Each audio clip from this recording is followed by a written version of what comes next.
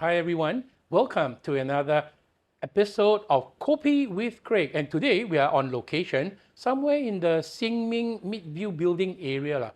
And today we are at a very unique place. As you can see, some of these things in front of me, right? You see some butterflies, some bones and things like this. And we are of course at this place called Black Crow Taxidermy and Art. And I'd like to welcome the owner of the business, Vivian Tham. Welcome to the show, Vivian. Yeah, thank you. Yeah, so wow, so cool, man. You know, when I found out about you guys, right, I said, must come and interview you, because I believe you are the only professional taxidermist in Singapore, right? Yes, that is true. Is it right We are to say? the only one here. Yeah. Oh, so how long have you all been in business for?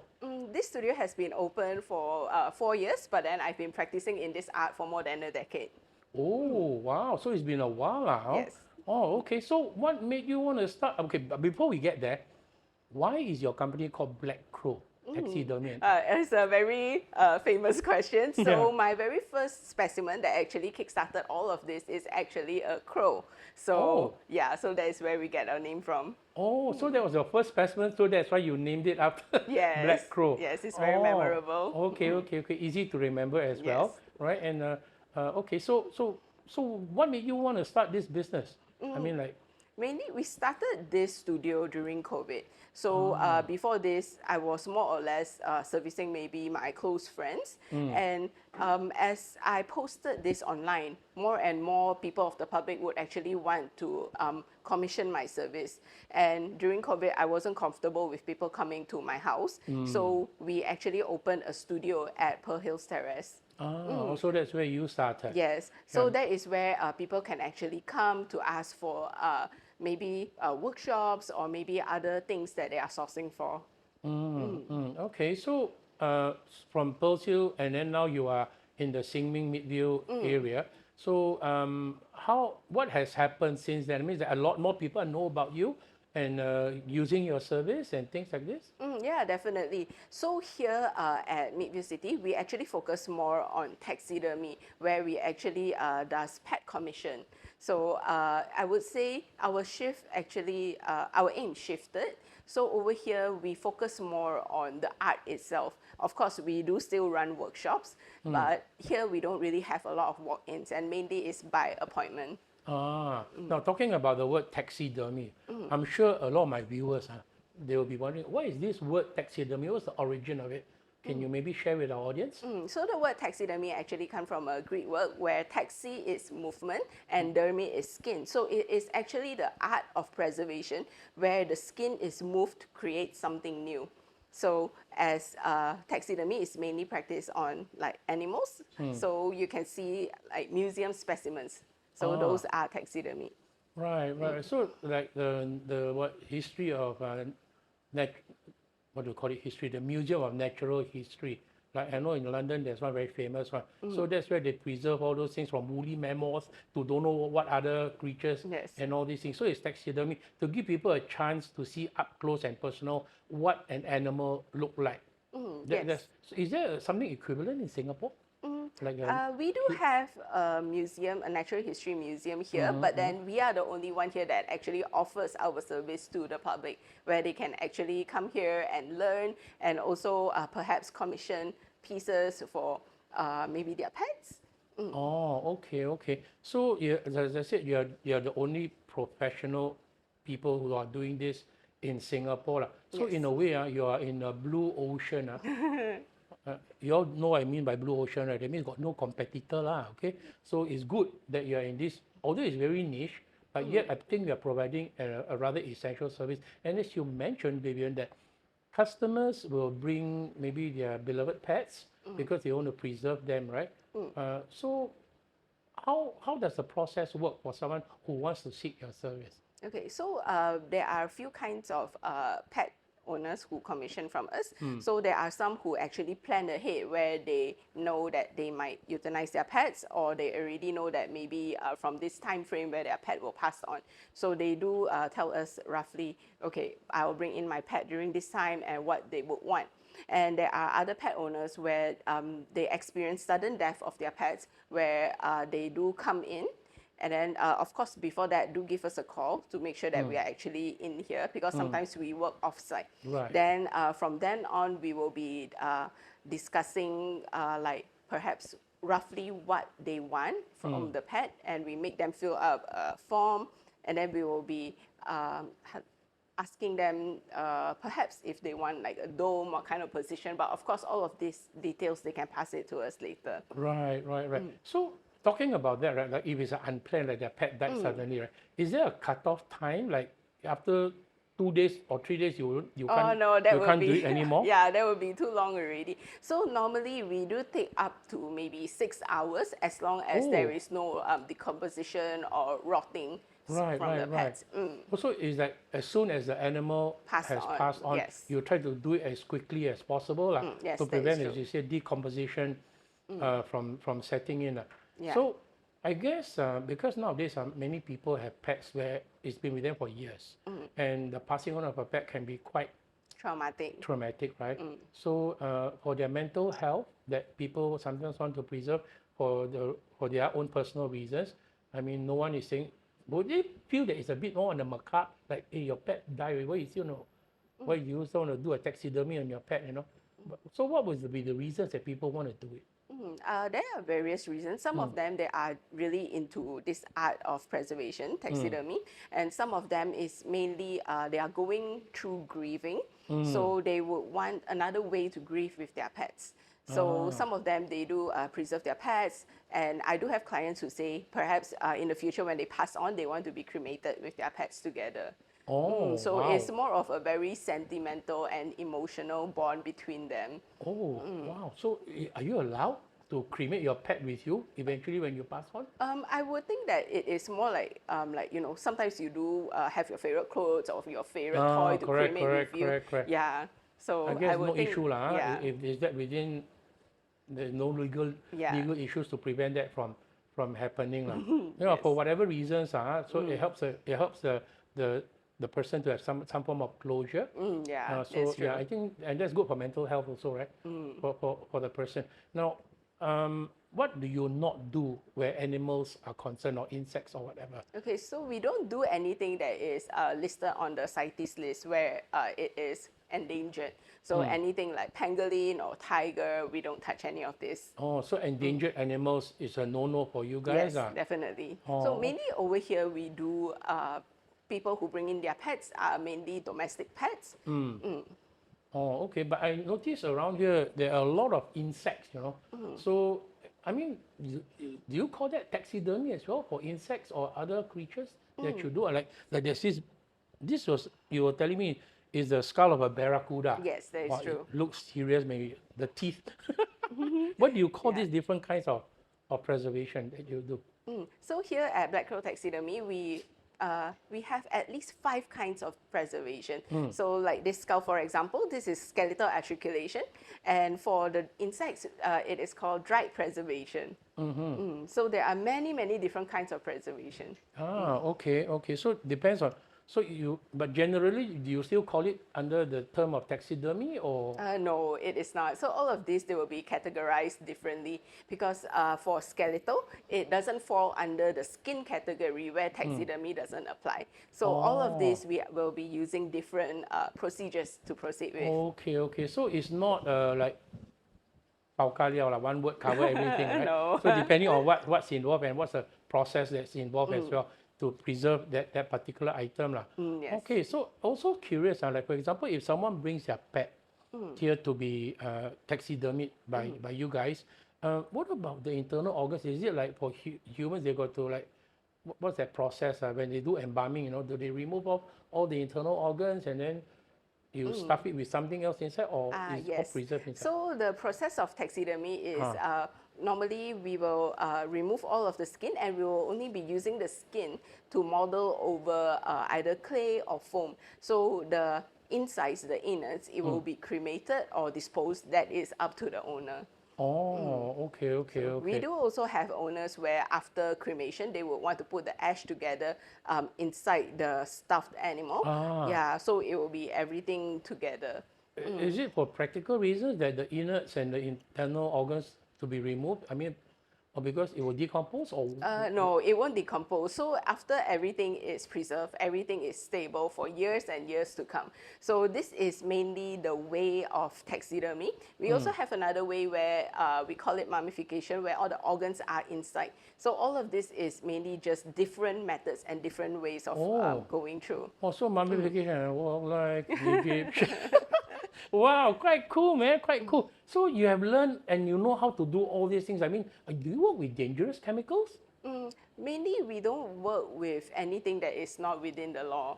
Of course, of Yeah. course. I mean, like, you know, your own health is at risk. No? If let's say you're exposed to chemicals or the people who are working for you and with you, Yeah. also to handle this kind of things.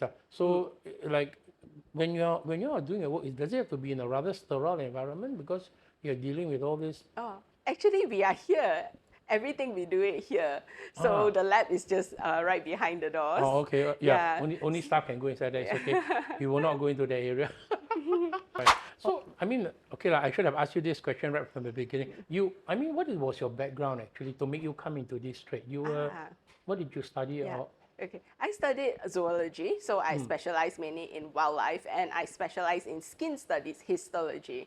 oh, okay. So also there was a natural progression for you, lah. And from during COVID time, you know, you said you were helping some friends, and then you didn't want people to keep coming to your house. That's why you decided to turn this into A business, ah. yeah, or a place where actually people can ask for our expertise here. Right, right. So I believe you have your own website and your photos are all there and everything, right? Yes. But you don't take walk-ins, right? You were saying. So people have to make an appointment and then to see you and things like this, lah. Yeah, Okay. I would believe that mainly people already have a rough idea of what they want, especially if it concerns their pet. Yeah, so we do have little kids who actually request this process of taxidermy for maybe their pet bird or their pet hamster from their parents. So their parents are perhaps not so keen on this idea, but it is the kids who want it. Yeah. So yeah. But I mean, like culture-wise, is there some sensitivity, or it's a bit taboo, you know, that kind of thing? Or is it attitudes are slowly changing? I would think that the tide is actually slowly changing because the younger generation are actually more accepting of this kind of art, and this is actually branch out from science. The older generation, they would perhaps accept like maybe insects or butterfly, Right. but definitely more and more people are accepting taxidermy.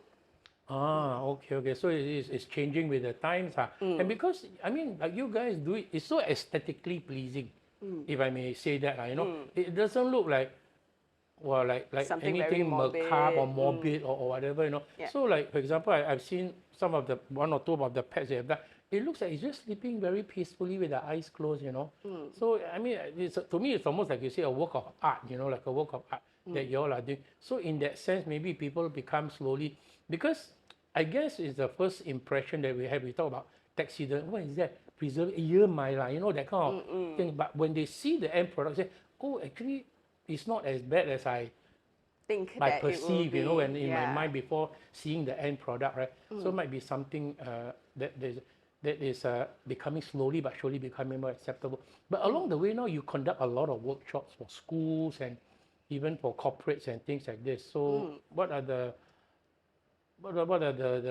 kind of people that come from schools? Okay, like students but corporates. What are the kind of corporates that engage you for their workshops? We do have quite a bit of science teachers who actually come here to learn, perhaps like insect preservation or even like anatomy, because we do give classes on like dissections and also techniques on how to preserve the insects. So we do have a group of homeschooling mothers who actually bring their kids here.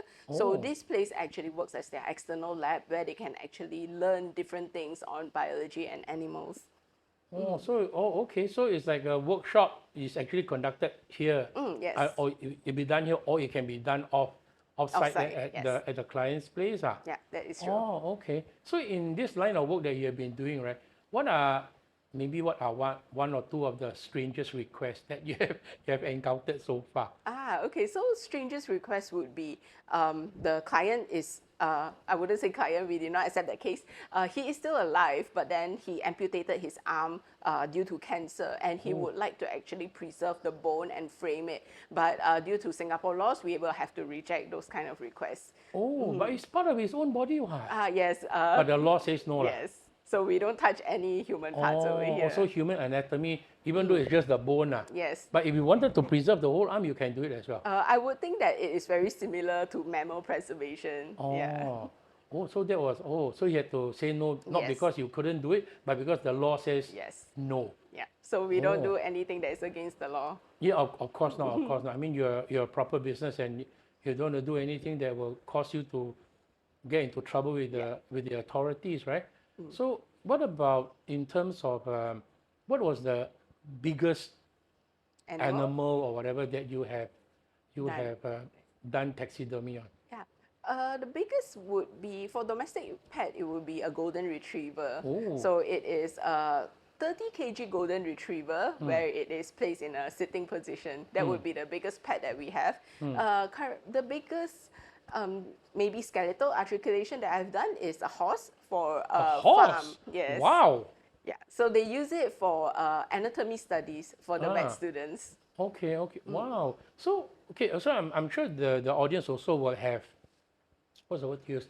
Curious, like for example, let's say they want to engage you to do taxidermy on their pet. So from the time they bring it in, just after it's passed, and then how long is the process for you to finish and return the pet that is been, the process is done? How long will that process take? How many days or weeks or? Our current wait time is 12 to 13 months. It really depends. Wow, Yeah, so long, we are the only ones over here, so we do have a list of clients. Wow, that's a long wait, you know. So normally, it really depends. Let's say if it's a small hamster, perhaps they can get it back in 3 months or 4 months. It really depends on what kind of preservation that they are asking for. So we do have quite a bit of people who request just the return of the tortoise shell. So they pass us the entire tortoise and we will clean, just return them the shell. That would take perhaps 3 months or even lesser. Oh, wow. So it's not a snap. Oh, no, definitely Come in today no. and then I want you to do a pay you and then I want to do a rush job. So because there's a queue. Yes, there is a queue. But then as you said, when they first bring it and then the waiting time is like 12 months. My goodness, so what's going to happen? What happened to the pet? You put it in nitrogen and freeze it or what? Or Yeah, how? similar. So we do put them in specialized bags and then it will be frozen up to the time where we can start working on them. Or we can always perhaps just work on the skin first, and during that time, it can be up to maybe 6 months for the skin to be stable before we start work on it. Wow. So people, you heard that, right? If you want to do, if you want to get your pet taxidermy, you must have patience. If no patience, very difficult to engage Vivian to do this service for you. How many people are working with you on this? Currently is my husband and I, and we have a permanent staff and also a few part-timers. Oh, okay. So your husband is also learn about taxidermy like you? Or? No, he's a pilot, so he don't do the art on he this. don't do the preservation part now, but he helps you in another way Yes, of running the definitely. business. Oh, he's a pilot. Well, how cool is that? All right. So, any kids? No. No kids yet, lah. Not yet. Oh, okay. So I saw there were some dogs running around. So you are like, I We are learned it. pet parents from now. They call them paw parents now. Right? Yeah, paw PAW, right? parents. Paw parents, right? And I've seen some even on TV or YouTube. There are some who really dote on them, like though they are like their children. You know? Yeah, they are the new kids. They are the new generation. Yeah, the new of kids. generation, right? Which they, I mean, like, to them it's like their children and that. So for people who really value and treasure their pets in that sense, right? So they are probably your potential customers, Yes. going forward, into this thing. So besides this, this thing now, what do you foresee? I mean, like, are you going to branch out? Are you going to go around the region, or what are your plans for your business? I mean, like, can it be franchise, even if that's the I right am word to not use? sure if it can be franchised because this art actually takes many, many years to learn and to perfect. Right. But we are definitely getting more and more customers lately, mainly because it is also, how to say, it's a very emotional thing where their pet actually depart from them. So it's like a loss of a family member. So we are seeing definitely an increase of people who would want to get this preservation service. Oh, okay, okay. So perhaps in the future we might have museums of sort. This is still somewhere in the near future, I guess. Oh, okay. So, I mean, the sky's the limit, like in a manner of Yeah. speaking, right? So you were saying that. I mean, I'm just curious as well because is there an official program or like I can go to the university and study on taxidermy? Is there such a thing available? No, there is no such thing as an taxidermy course. I would say it's more of less of everything that you learn.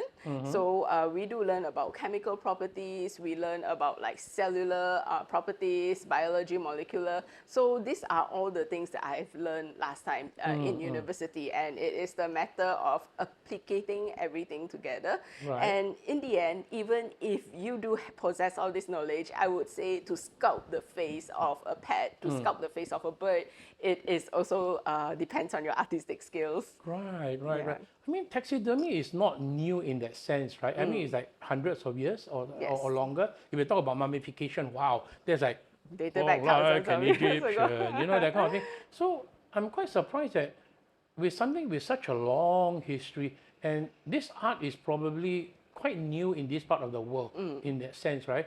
But in Europe, probably in America or wherever, I mean, it's been going on for the longest time. So how do people pick up the trade? That means what? Must go and look for one seafood and then, learn from the seafood. Is that how it's done? Or Mainly, yes, that is how it is done. And also because of technology nowadays, some people, they do learn on social media, but they don't learn the full extent of it because there is no like proper course to it. but isn't that a bit like dodgy, in the sense that I can tell people I'm also a taxidermist, then, but how do you certify that you are different because you have gone through all your course of study and all your years of experience put together, understanding the biology, the anatomy, the structure of the skin and how to preserve it and everything. But anyone can just tell you, I'm also a taxidermist, right?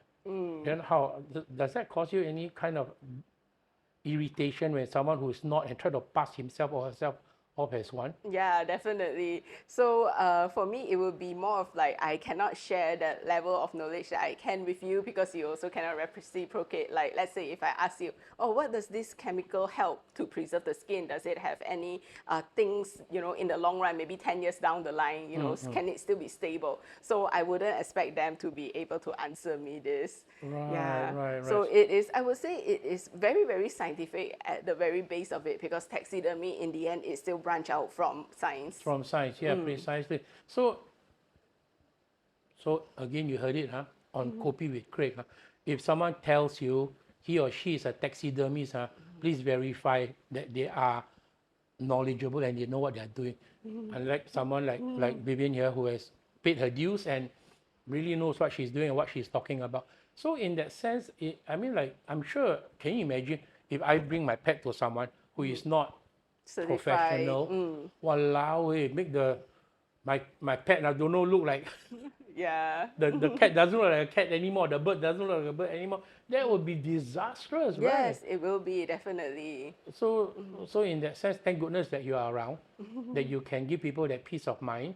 Because I wouldn't want definitely as a pet owner that when my pet has passed on, and I want to preserve it in the state that I remembered it, rather than to give it to someone who don't know what they are doing and then come back looks mutilated or something. Yeah. That would be really quite terrible.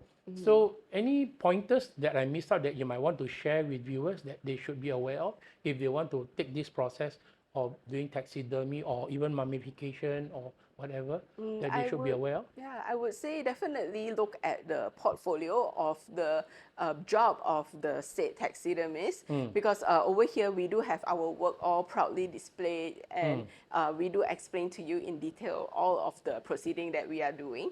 So in the end, it is up to the client to make the decision on who they want to follow. Right. Oh, like I said, like you are blue ocean, or you're the only like professional taxidermist in. Would it be fair to say that within ASEAN or just in Singapore? Yeah, I would think so. In at least Southeast Asia, In where Southeast Asia. yeah, where it is actually an established studio where there is a taxidermy to offer their service. Oh wow! So there you heard it, the only one in not just Singapore, but around ASEAN as well. That is amazing, and wow! But must have a lot of patience. You say must 12, 13 months, whatever, for the to bring my pet here and then wait for so long. Can someone say, "Hey, Vivian, I pay extra lah. You do faster for me." Yes, definitely. We have a priority service where if you do intend to get your pet faster returned to you, yeah, we do have that option as well. Yeah. So you must be willing to pay, Okay. So you pay for it. You can not jump queue, but they can expedite the service for you. So, so now going down to sum up, right? So going down the road, what do you see for yourself 5, 10 years down the road? Will you have grown like, wow, you open branches around ASEAN, and then your business is growing by leaps and bounds? What do you see for yourself? Definitely, that is always in the plan. So definitely to expand maybe to other countries or other regions as well. Yeah. So, and again, there's only one person currently who is doing most of the work. So we will see.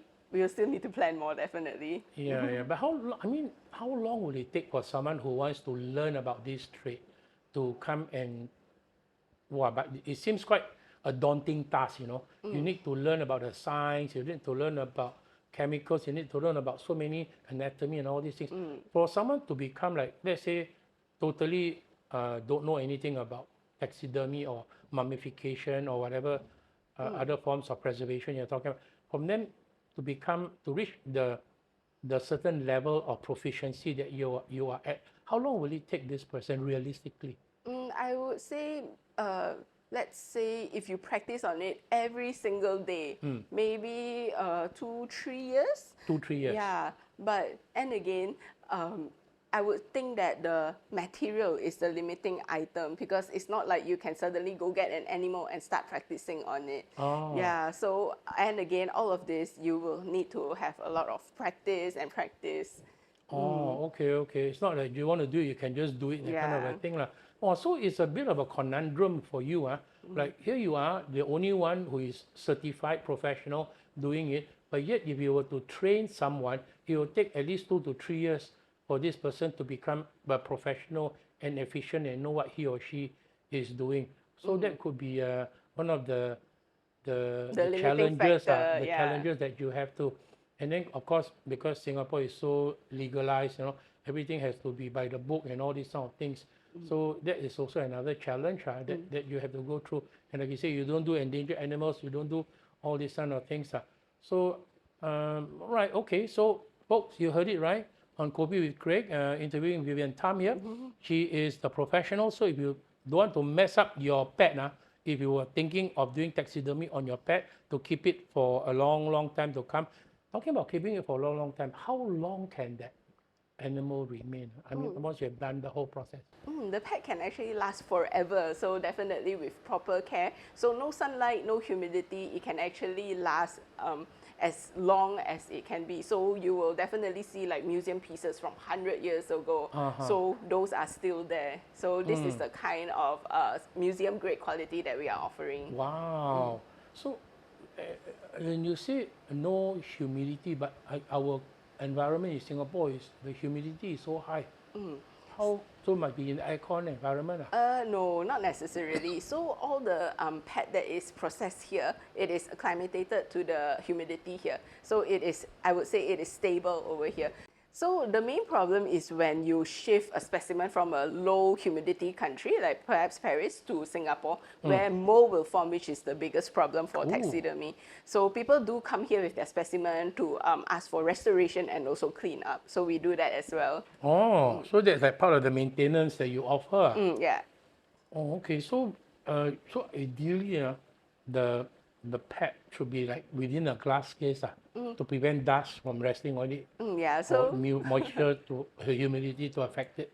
I would think that taxidermy or any art pieces, it would be best to actually keep them enclosed in perhaps a container, like a glass display, so that there is no dust or grease. Because in the long run, your dust and grease, it can actually form like some very grimy stuff on it, and in the end, you will still need to clean up. Also prevent people from touching it, right? Yes, in the it manner, can be. because we've got oil on our hands and Yes. moisture and everything.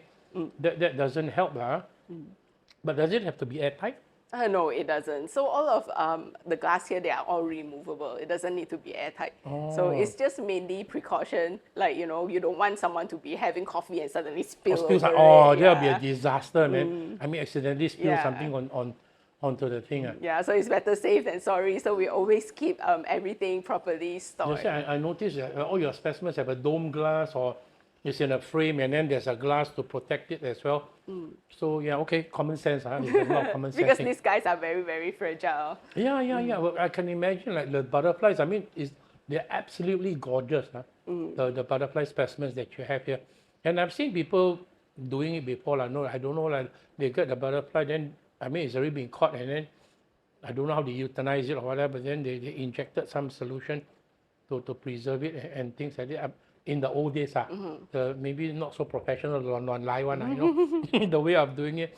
But anyway, very interesting chance to find out from you about taxidermy, about mummification. And what's the process for the bone again? This is skeletal articulation.